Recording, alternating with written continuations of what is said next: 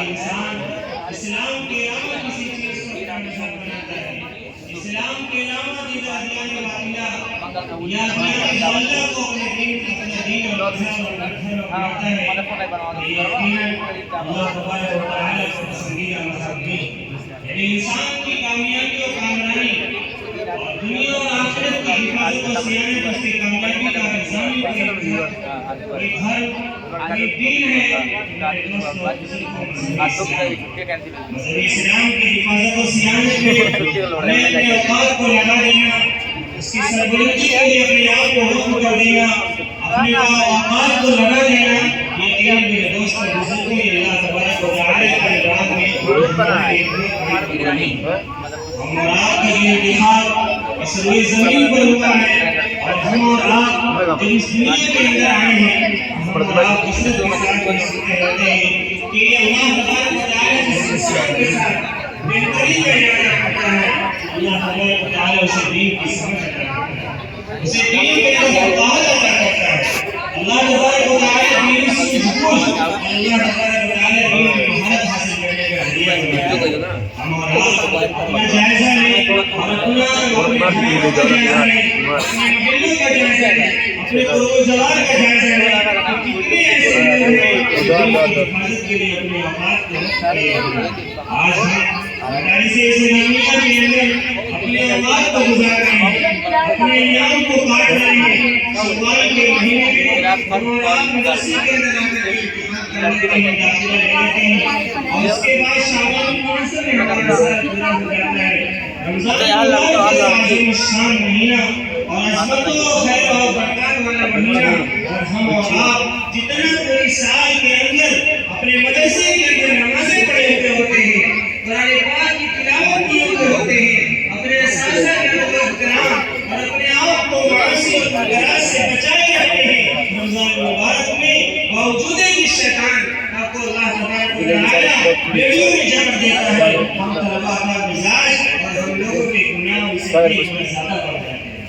اب ایسے اوقات کو، ایسے خیر و برکت والے ایام کو کیسے بچایا جائے، ان ایام کی کیسے قدردانی کی جائے، ان کو کیسے بچایا جائے، اور اس طریقے سے اللہ کے نگاہ سے دیکھا جائے، ہم سب کو سوچنے کی ضرورت ہے کہ جب ہمارے مدارس رمضان مبارک کے تعطیل عام میں بند ہو جائیں گے، ہم اور آپ اپنے اوقات کو کہاں گزاریں گے، ہمارے ایام کہاں جائیں گے؟ ہمارے وہ طلباء اور ہمارے وہ ساتھی جو حفاظ ہیں، حافظ قرآن ہیں، حاملین قرآن ہیں، اللہ تبارک و تعالیٰ نے جنہیں اپنے عرش کے سائے میں جگہ دینے کا وعدہ فرمایا ہے، یہ 7 ایسے لوگ ہیں جن کو اللہ تبارک و تعالیٰ اپنے عرش کے سائے میں جگہ دے گا۔ اس میں حفاظ قرآن اہم القرآن،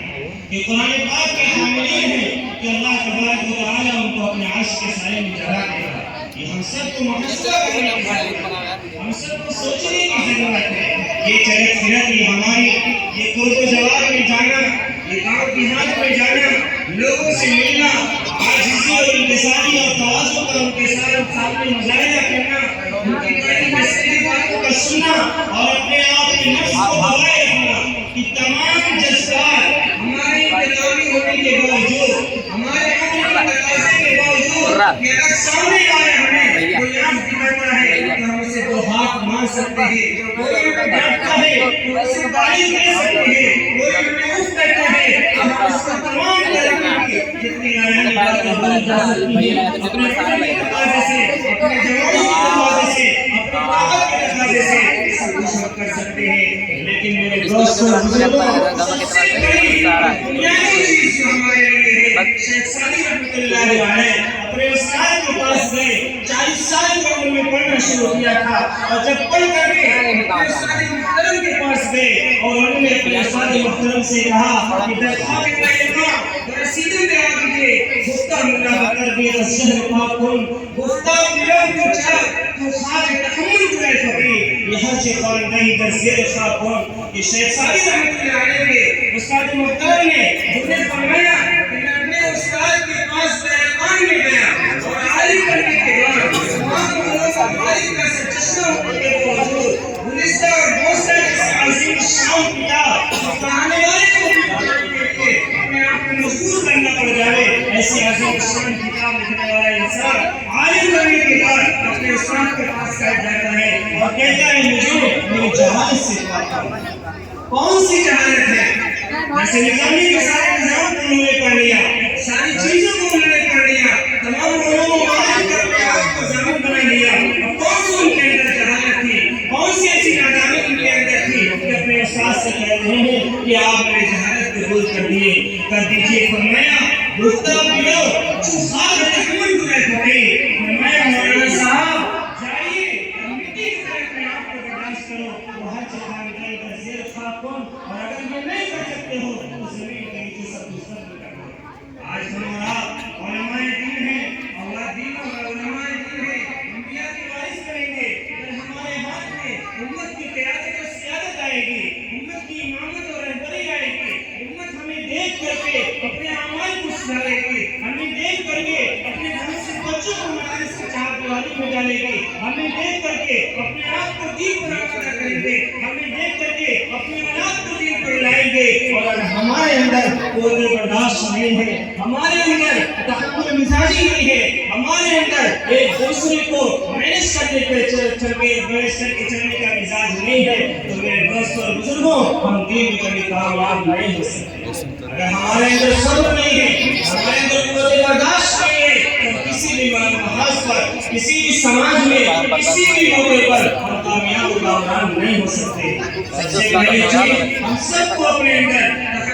تحمل، بردباری اور اپنے مزاج کے اندر قوت برداشت پیدا کرنے کی ضرورت ہے کہ اساتذہ کی بات کو ہم برداشت کر لیں، اساتذیوں کی بات کو بھی برداشت کر لیں، اور اپنے تمام ایسے لوگوں کو جو بھی ہمارے مزاج کے خلاف ہو ان تمام لوگوں کی باتوں کو برداشت کر لیں۔ ہم اور آپ مدارس کی چارپیداری سے نکل کر کے عالم دین بنیں گے، حافظ قرآن بنیں گے، امت کی قیادت اور سیادت ہمارے ہاتھ میں آئے گی۔ میرے دوست اور بزرگوں، ہمارے اندر دینی حمیت اور دینی غیرت ہر وقت مجھے رہنا چاہیے۔ یہ ہرگز نہ ہو کہ ہم اور آپ زندہ رہیں، ہمارے پہلے کا کوئی آدمی بے نمازی رہ جائے، ہم اور آپ زندہ رہیں، ہمارے مدرسے کا کوئی طالب علم بے یار مددگار بیماری کی حالت میں، قسم کرسی کی حالت میں اسی طریقے سے پڑا رہ جائے، یہ ہمارے اندر نہیں ہونا چاہیے۔ کیوں؟ اللہ کے نبی صلی اللہ علیہ وسلم کے وفات کے بعد سیدنا ابو بکر صدیق رضی اللہ تعالیٰ عنہ نے تمام لوگوں کو جمع کر کے جو تاریخ خطبہ دیا تھا، اور اس کے بعد جس آیت کریمہ کا انتخاب کیا تھا،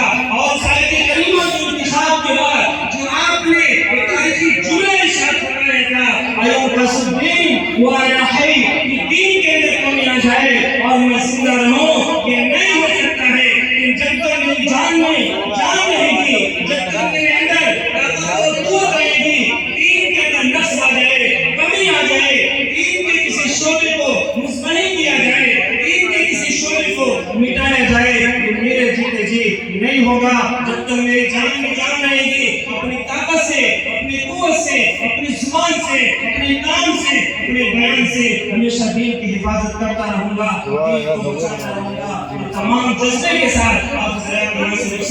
اللہ تبارک و تعالی ہم سب کو کہنے سننے سے زیادہ عمل کی توفیق نصیب فرمائے۔ وآخر دعوانا الحمد للہ رب العالمین۔